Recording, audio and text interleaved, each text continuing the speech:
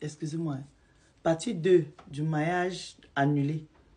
Donc, la femme dit, non, mon mari ne peut pas se marier parce que nous sommes encore mariés. Il n'a jamais eu l'intention de quoi que ce soit. Donc, après que sa soeur lui avoue à la mairie là que, maman, c'est moi, je suis désolée ma soeur.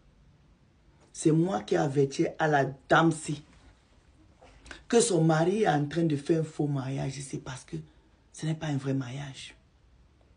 En fait, quand la fille, la grande soeur qui s'est mariée a commencé à vendre les choses, ça a attiré l'attention de sa petite soeur. Sa petite soeur a commencé à faire les enquêtes vraiment sur le monsieur qui veut épouser sa grande soeur, mais qui laisse sa grande soeur vendre ses activités. Soit disant qu'aux États-Unis, sa vie ne dose plus depuis qu'il est divorcé avec sa femme. Donc, elle dit à sa grande soeur, non. Quand tu t'as expliqué tout ça, j'ai vu comment tu as commencé à tout liquider. C'est toi qui payes les billets d'avion, c'est toi qui fais ci, c'est toi qui fais ça. Et lui, il est là, les bras croisés. J'étais obligé de faire les enquêtes. Elle dit à sa grande soeur que c'est comme ça qu'elle est partie. Sur Facebook, sur le profil du monsieur, elle a tapé le profil du monsieur. Elle a vu le monsieur avec sa famille parce que le monsieur avait effacé beaucoup de photos. Mais elle est remontée. Bref, elle a retrouvé la dame sur Facebook. C'est comme ça qu'elle me dit, madame, Sol, ma petite soeur est partie cliquer sur la photo de la dame du monsieur. C'est pour ça que vous allez voir, mes loulous chéris. Sur Facebook ici, beaucoup d'hommes mariés ne postent pas les familles. Ça veut dire que tu vas voir un homme qui est très actif dans les réseaux sociaux, mais tu ne connais pas sa femme, tu ne connais pas ses enfants. Les gens protègent souvent les familles comme ça. D'autres qui veulent montrer que bien ils sont fidèles ou bien ils sont, je sais pas moi, je sais pas quoi, ils exposent les familles. Il va mettre sa femme dans les réseaux sociaux. Il va mettre ses enfants dans les réseaux sociaux. Du coup, quand tu vas chercher son mari ou bien sa femme, tu ne vas pas loin. C'est toujours sur son profil là que tu vas trouver le profil de sa femme et tu vas cliquer, tu trouves sa femme.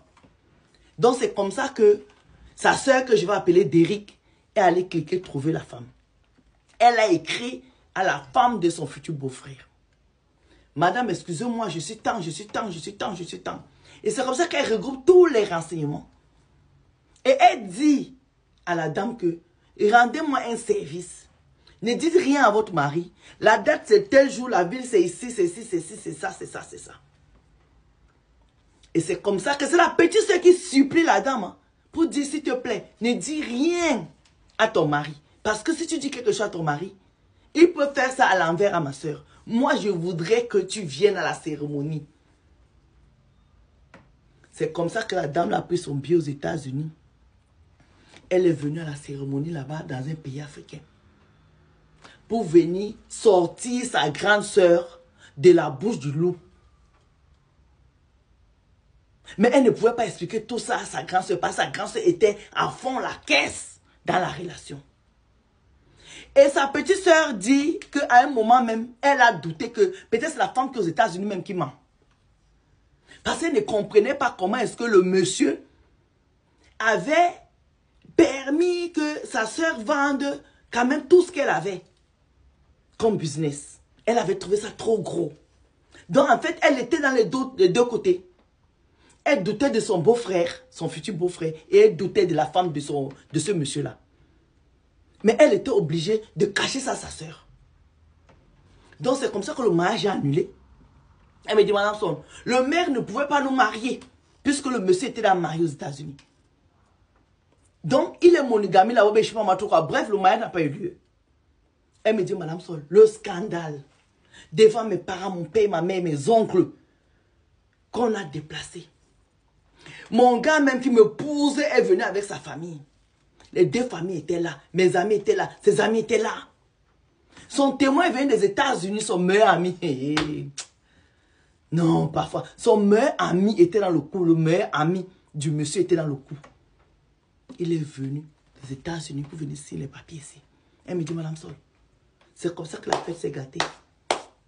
Les invités étaient obligés de manger. Les gens étaient là. Elle s'est tellement énervée, elle allait s'enfermer dans sa suite.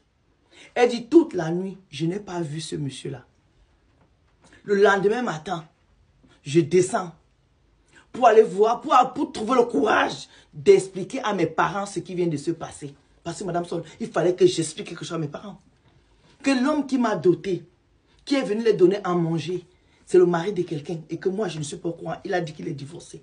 Madame Sol, il fallait que j'affronte mes parents. Mes parents sont vieux. Mon père a osé me dire, ma fille, on t'a déjà doté. J'ai déjà pris la dot. On est venu jusqu'ici. Même si tu ne te maries pas à la mairie, devant la famille, c'est ton mari. Donc tu vas rester seulement avec lui. Elle me dit, Madame Sol, j'ai regardé mes parents. Je me suis regardé. C'était pas... Je n'ai pas compris ce qui m'arrivait. De toute façon, tout était payé pour tout le week-end. Lundi matin, il fallait que tout le monde parte. Lundi matin, on est parti. Tout le monde avait la tronche comme ça. Madame Sol, est-ce que vous savez que ce monsieur n'est pas reparti avec sa femme aux États-Unis, il est venu avec mon pays. Il est venu avec mon pays.